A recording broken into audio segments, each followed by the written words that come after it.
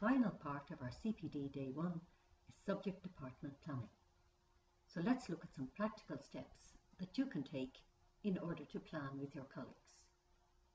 You might begin by looking at the 22 learning outcomes for first year.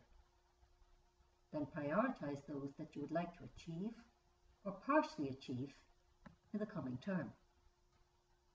You can then decide how you will assess these outcomes as you move through the term.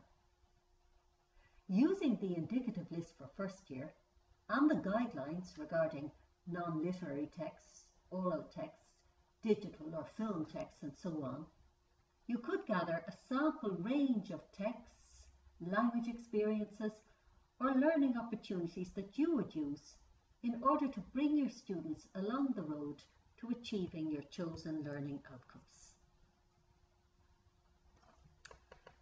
Let's look at a sample English subject plan drawn up by a subject department. In this case, the teachers have decided to use a thematic approach. If we look at the second half of term, that is the period from mid-term to December, the chosen theme was growing up. Notice that the subject department has agreed on learning outcomes.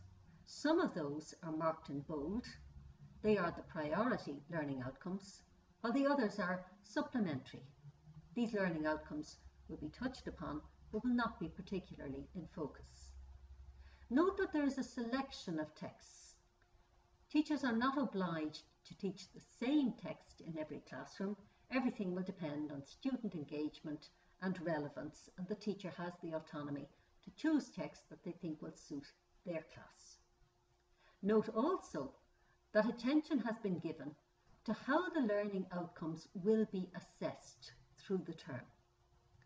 And teachers have discussed these and come to some agreement on what will be the suitable assessment techniques for helping students to reach their learning goals.